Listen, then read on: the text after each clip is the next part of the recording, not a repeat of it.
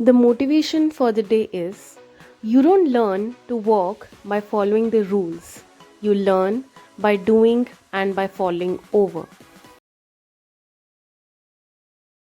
Hi everyone, आज हम लोग माइक्रो इकोनॉमिक्स का एक बहुत ही इम्पॉर्टेंट लॉ पढ़ने वाले हैं जिसका नाम है law of diminishing marginal utility.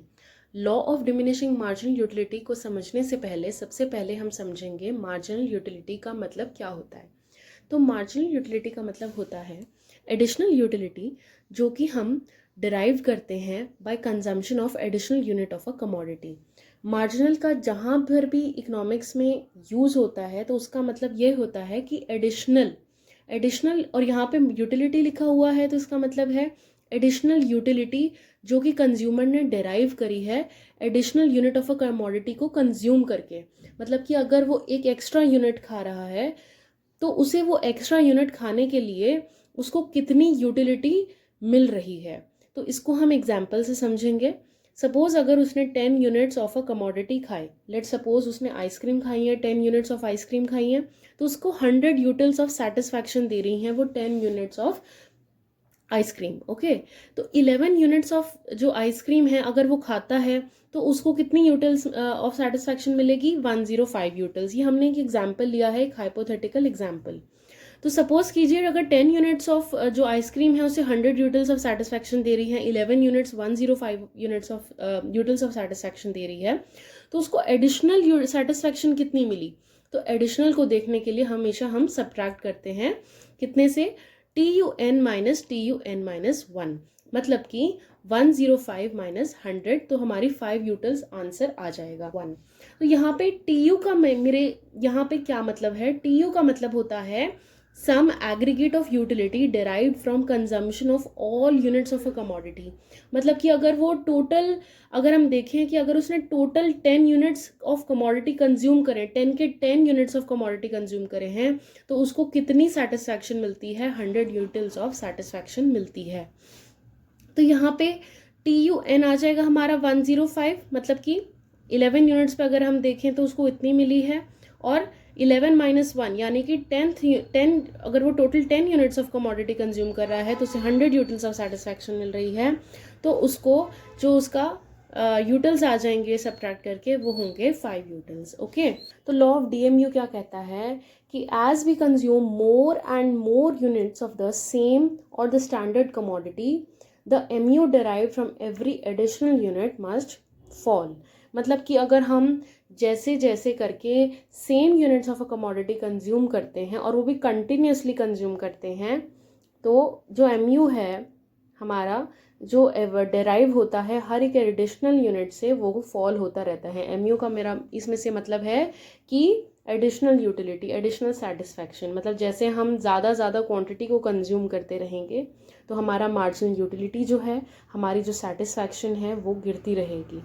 It happens in respect of all goods and services. ये हर गुड्स और सर्विसेज में एप्लीकेबल होता है, चाहे हम कोई सर्विस कंज्यूम करें चाहे हम कोई गुड्स कंज्यूम करें। तो जैसे हम एक सर्विस को बार बार कंज्यूम करेंगे तो हमारा मन नहीं करेगा कि हम लोग दोबारा उसको उसको यूज़ करें, और अगर हम करते भी हैं तो हमारी सेटिस्फैक्शन क्या होती है? वो गिरती रहती है। तो इसको हम बोलेंगे फंडामेंटल लॉ ऑफ सेटिस्फैक्शन या फिर fundamental psychological law. Okay, now let us study the assumptions of law of DMU. The first assumption says that only standard and same units of a commodity are consumed.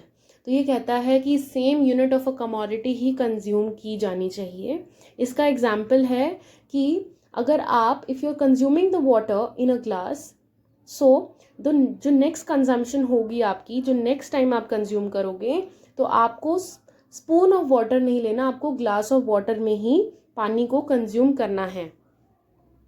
Second जो example लिया हुआ है मैंने यहाँ पे वो लिया है कि अगर आप if you are consuming boiled rice in a plate, so the second consumption should be same. उसको आपको प्लेट में ही कंज्यूम करना है, ना कि स्पून ऑफ राइस लेना है। Second assumption says that if you are consuming meals with 1 hour gap that is not acceptable।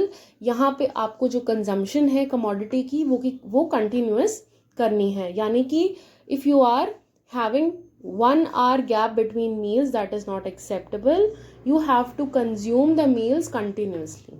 Okay, तो इस लॉ को समझने के लिए हम लोग एक एग्जाम्पल के थ्रू समझेंगे. तो यहाँ पे मैंने एक एग्जाम्पल लिया है. This is a hypothetical example. Let us suppose that miss इकोवती has cravings for chaat. She is having cravings for chaat, so she goes to the chaat shop. Okay, she goes to the chaat shop. और ये क्या करती है, इसका pattern consumption का किस तरीके से रहा है, तो वो हम टेबल के थ्रू समझेंगे.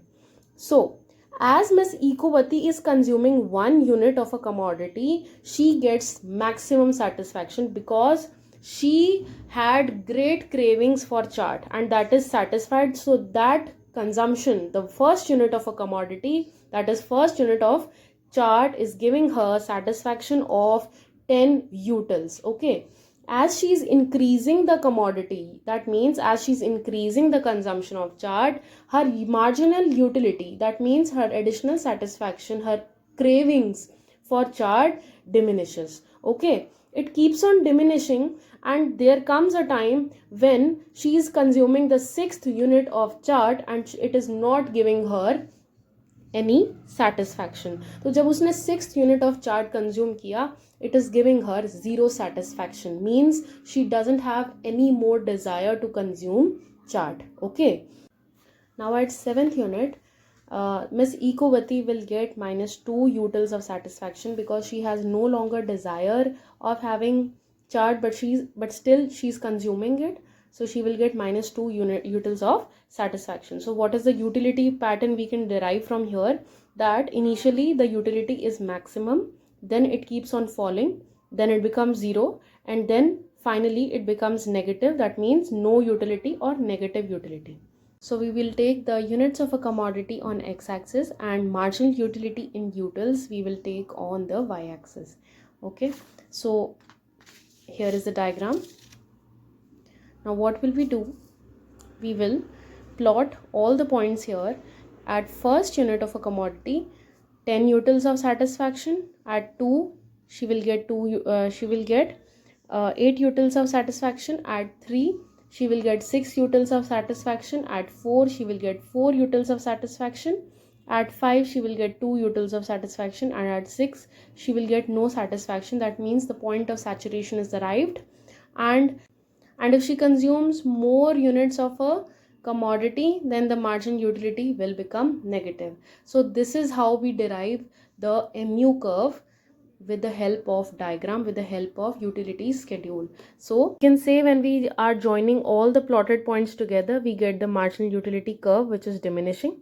So this was all about law of diminishing marginal utility. DM to join the live classes for class 11th and 12th, both online and offline.